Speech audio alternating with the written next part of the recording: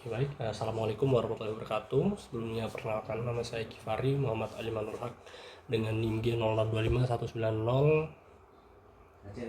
kelompok B2. Nah, di sini saya akan menjelaskan terkait organik genitalia feminia di anatomi blok 2.1 ini.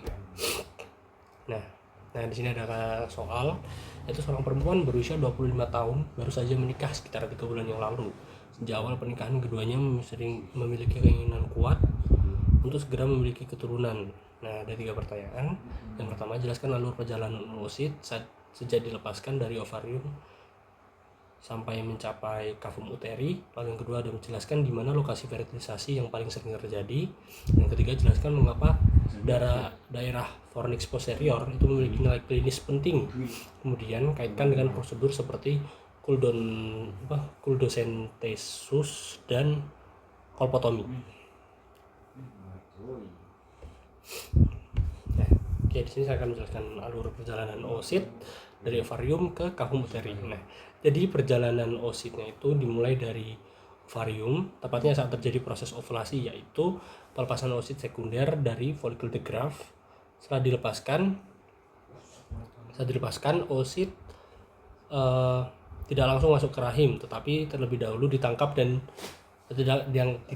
oleh bagian awal tuba uterina yang disebut fimbriae, yaitu struktur seperti jari-jari yang bergerak untuk mengarahkan oosit masuk ke dalam saluran. Nah, oosit kemudian masuk ke infundibulum lalu bergerak menuju ampula tuba uterina yang merupakan bagian penting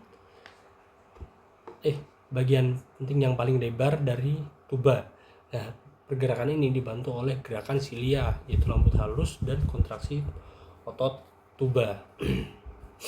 Nah, setelah melewati ampula, oosit akan bergerak ke isthmus tuba uterina, yaitu bagian yang lebih sempit, lalu menuju pars uterina yang masuk ke dalam rahim. Nah, jika tidak terjadi pembuahan, oosit akan mengalami degenerasi. Namun, jika berhasil dibuahi, hasil pembuahan zigot akan terus bergerak menuju kavum uteri buat proses implantasi. Nah, jadi secara singkat itu alurnya itu dari ovarium, kemudian ke fimbriae, kemudian ke infundibulum, lalu ke ampula, isthmus, dan terakhir ke uterus. Nah, lalu di lokasi fertilisasi. Nah, ini lokasi fertilisasi. Nah, fertilisasi atau pembuahan itu sering banget kejadian di bagian ampula tuba uterina. Hal ini karena ampula merupakan itu bagian yang paling luas dan memiliki kondisi yang paling ideal untuk pertemuan antara sperma dan oosit. Nah, habis itu di lokasi ini tuh pergerakan oosit itu masih relatif lambat. Jadi kayak ngasih waktu yang cukup buat sperma mencapai dan membuahi oosit. Nah, habis sperma berhasil nembus lapisan oosit dan kejadiannya di fusi inti, terbentuklah zigot. Nah, zigot ini tuh habis itu akan mulai belah sambil bergerak menuju rahim. Jika proses ini berjalan normal, maka zigot bakal sampai ke uterus mungkin dalam beberapa hari, dan kemudian akan melakukan implementasi di endometrium. Nah, oke. Lalu pentingnya fornix posterior secara klinis. Nah, fornix posterior itu adalah bagian yang ada di dalam vagina yang terletak di belakang serviks. Nah, itu berdekatan dengan langsung sama ruang di rongga peritoneum yang disebut excavatio rectouterina atau Douglas pouch. Nah, karena posisinya itu yang dekat banget sama rongga perut, itu fornix posterior memiliki nilai klinis yang penting banget.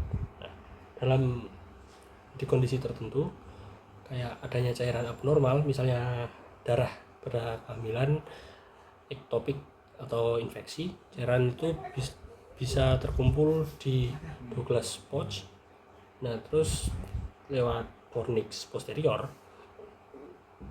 dokter itu bisa melakukan prosedur kuldosentesis, yaitu pengambilan cairan dari rongga tersebut menggunakan jarum dinding vagina. Selain itu juga ada juga prosedur kolpotomi, yaitu sayatan pada fornix posterior untuk akses ke rongga pelvis, misalnya dalam tindakan bedah tertentu. Nah, jadi lokasi ini menjadi jalur akses yang relatif mudah dan langsung menuju rongga peritoneum.